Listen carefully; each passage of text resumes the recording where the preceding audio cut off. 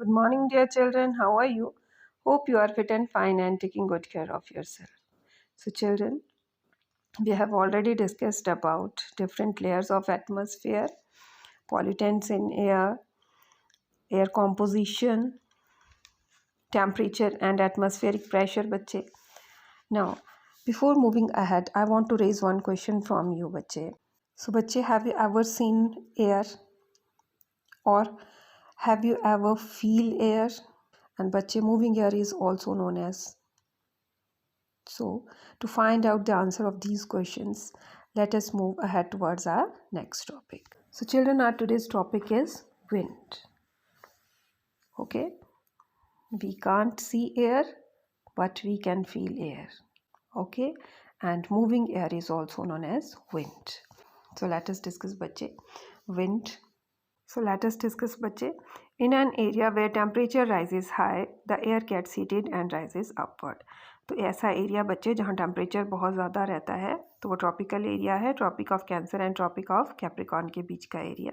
यहाँ बहुत ज़्यादा गर्मी रहती है। यहाँ पे बच्चे जो एयर मासेस होते हैं, हॉट एयर और जो आपके एयर मॉलिक्यूल्स, ये सब सेम नेम है, air masses, hot air and air molecules. So ये एयर मासेस ऊपर की तरफ रेज होने लगते हैं, लाइट होके बहुत ही ज़्यादा लाइट हो जाते हैं, and this area is known as low pressure area. यहाँ पे कुछ भी डेंस नहीं रहता, कुछ भी घना नहीं रहता, इतनी ज़्यादा हीट होती है कि सब कुछ ऊपर की तरफ लाइट होके उड़ने लगता है, ऐसा समझ लीजिए आप, लो प्रेशर एरिया। ठीक है। So children, as the air masses rises up, ठीक है, वो एक हाइट तक पहुँच जाते हैं जहाँ तक उन्हें बहुत ज़्यादा टेम्परेचर मिलता है, हाई टेम्परेचर मिलता है। But when these air masses gate cold temperature, जैसे ही उन्हें थोड़ा सा ठंडा टेम्परेचर कहीं पर भी मिलता है, ये अपनी डायरेक्शन चेंज कर लेते हैं जैसे ही उन्हें ठंडा टेम्परेचर मिलता है कहीं पे भी। ठीक है, और वो उस ठंडे टेम्परेचर के चारों तरफ जमने लगते हैं। ओके, ऐसे ऐसे ऐसे ऐसे, जो आपने पहले न्यूक्लियस का पढ़ा था, तो डस्ट पार्टिकल जो होते हैं उसके चारों तरफ वो हाइड्रोक्लोरिक जो है न्यूक्लियस बना देते हैं। सेम लाइक दैट, जहाँ पे भी इन्हें ठंड मिलती है वहाँ पर ये फिक्स होना शुरू हो जाते हैं, जमना शुरू हो जाते हैं एयर मासेस। ओके, तो यहाँ से आपकी जो है विंड स्प्रेड होती है, कोई यहाँ को, कोई यहाँ को, कोई यहाँ को, तो in different directions wind spread हो जाती है। ओके, सो बच्चे, the space vacated by hot air is replaced by cold denser air of the surrounding high pressure area. Now, जो हॉट एयर की वजह से स्पेस खाली हुआ था, अब ये सारी जगह खाली हो गई थी, तो ये जो स्प्रेड होके विंड आ रही है बच्चे, हाई प्रेशर एरिया बनाते हुए।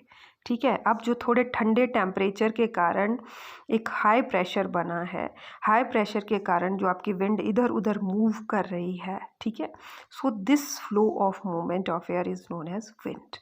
तो विंड हमेशा हाई प्रेशर एरिया से चलती है, high to low, high to low. Got it? Where there is low pressure बच्चे, there is high temperature, and where there is high pressure there is low temperature. So बच्चे, in the high pressure area wind originates, वहाँ से wind originate होती है, और जब वो इधर उधर स्प्रेड होती है, so this movement of air is known as wind. Okay, as you can see over here. Got it? Thus, wind always flow from high pressure area to low pressure area. Is it clear to you? कि हमेशा ही wind कहाँ से बहती है बच्चे? High to low pressure. Again, high to low pressure area. Got it? And the phenomena of monsoon is a good example of such seasonal winds. जो बच्चे आजकल मानसून का सीज़न चला हुआ है, एक परफेक्ट एग्जांपल है सीजनल विंड्स का। ठीक है, ये जो विंड्स आ रही हैं, सीजनल विंड होती है ना बच्चे, मानसून विंड्स। ठीक है, तो जहाँ पर भी हाई प्रेशर एरिया बन रहा है वहाँ से ये विंड्स आ रही हैं, monsoon winds. Got it?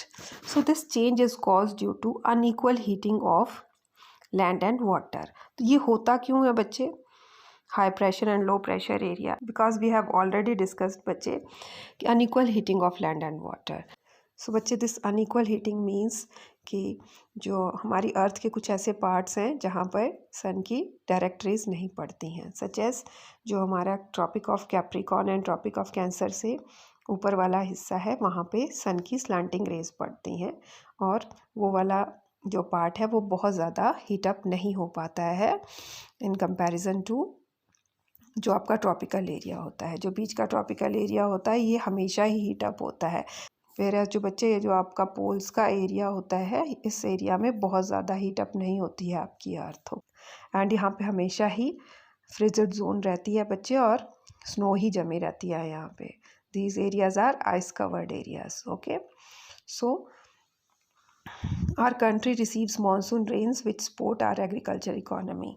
So बच्चे, हमारे इंडिया में तो मानसून विंड्स आ जाती हैं, जो कि एक सीजनल फिनोमिना है, हर साल आता है। ठीक है, इससे हमारे एग्रीकल्चर इकोनॉमी को बहुत ज़्यादा सपोर्ट मिल जाता है।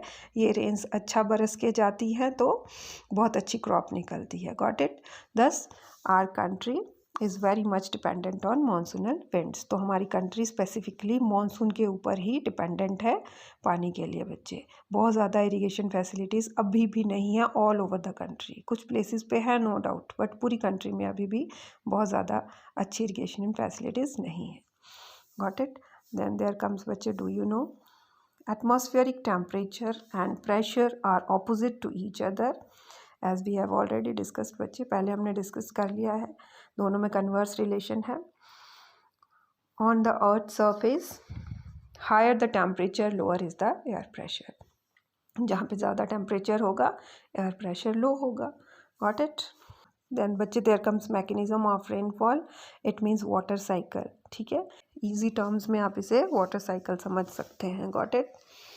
सो लेट अस डिस्कस बच्चे, as the hot air rises, जो कि पहले हमने डिस्कस किया बच्चे, ट्रॉपिकल एरिया में बहुत गर्मी रहती है, ऊपर की तरफ हॉट एयर राइज करती है।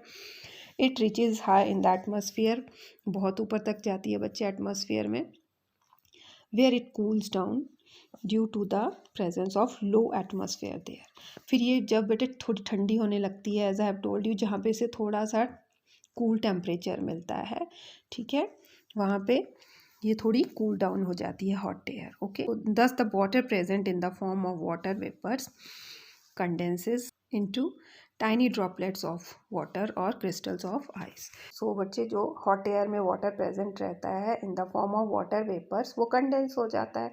सो कंडेंस मीन्स कि वो हॉट एयर अब ठंडी हो गई, और वो किस में चेंज हो गया, पानी टाइनी ड्रॉपलेट्स ऑफ वाटर और क्रिस्टल्स ऑफ आइस। या तो छोटे छोटे ड्रॉपलेट्स में चेंज हो जाता है वो, या स्मॉल क्रिस्टल्स ऑफ आइस, बर्फ में चेंज हो जाता है। Got it.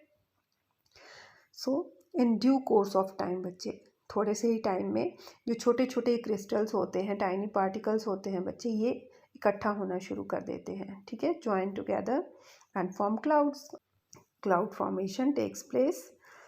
Then due to further cooling बच्चे, these tiny condensed droplets join and form larger droplets.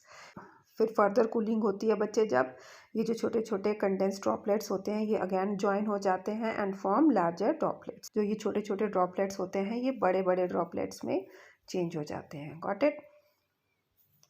Then again in the course of time these droplets become so heavy, फिर ये बहुत heavy हो जाते हैं बेटे कि क्लाउड्स इन्हें संभाल नहीं पाते हैं। Okay, that the air can not hold them, hence they fall down as rainfall और snowfall.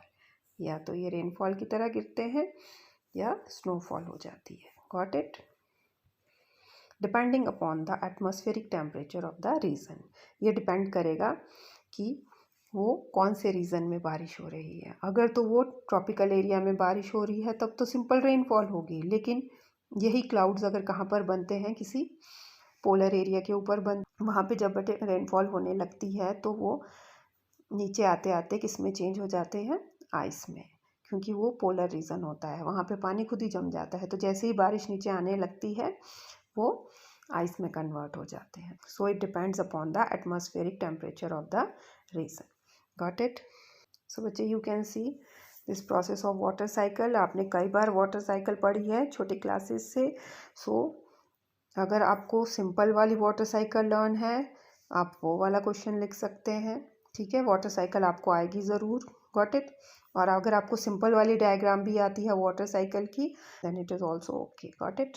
As you can see बच्चे, ये कितना अच्छा प्रोजेक्ट बनाया है बच्चों ने, बिल्कुल ही सिंपल है। ठीक है, वाटर साइकिल का, simple and attractive. Okay, so look at here बच्चे, where there is high temperature, यानी कि जहाँ बहुत ज़्यादा हीट रहती है वहाँ पे इवेपोरेशन होती है, such as air masses raises up, air masses ऊपर गए, जहाँ पे उन्हें थोड़ा सा ठंडा टेम्परेचर मिला तो उन्होंने क्लाउड फॉर्मेशन कर दी, टाइनी ड्रॉपलेट्स बने पहले, फिर टाइनी ड्रॉपलेट्स के बाद बिग ड्रॉपलेट्स बने, then it starts raining in the form of precipitation और in the form of snowfall.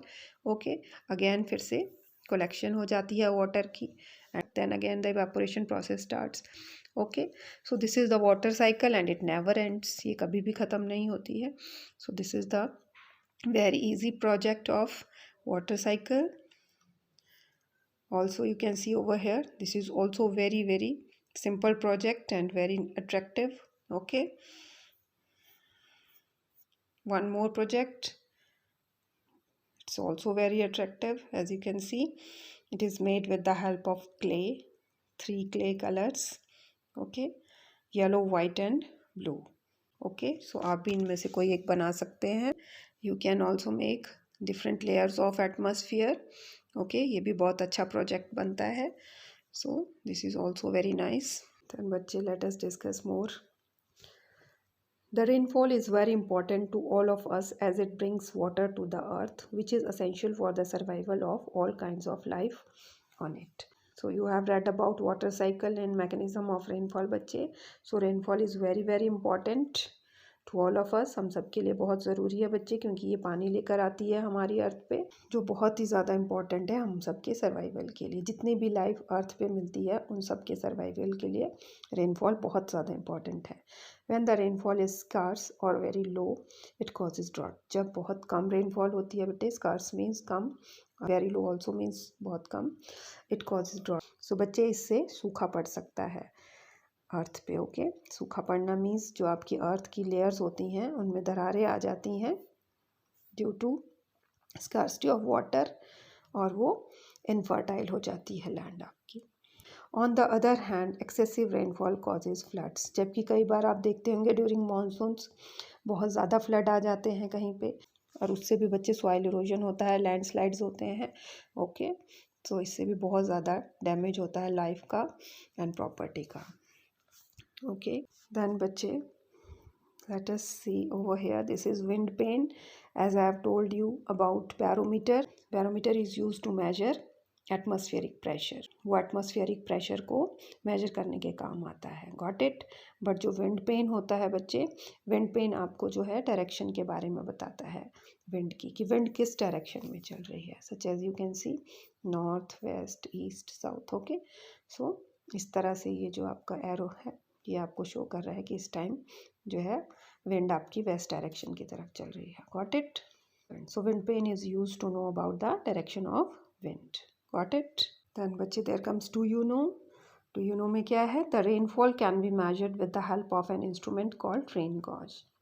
सो बच्चे, जो एक इंस्ट्रूमेंट होता है rain gauge, as you can see over here, ये काम आता है बच्चे रेनफॉल को मेज़र करने के लिए। एज यू कैन सी, जो रेनफॉल, जो ड्रॉपलेट्स होते हैं बच्चे रेन के, वो इसमें डिपॉजिट हो रहे हैं और साथ में आपका मीटर लगा हुआ है। सो कितने सेंटीमीटर की रेनफॉल होती है ये इस रेन गॉज से मेजर किया जा सकता है। Got it. The unit of measuring rainfall is centimetre और मिलीमीटर, और जो यूनिट्स होते हैं जिसमें बच्चे रेनफॉल को मेजर किया जाता है वो सेंटीमीटर्स और मिलीमीटर्स में किया जाता है। Got it. सो बच्चे, you can also make model of water cycle like this. Okay, that's all in today's topic. Revise your topic.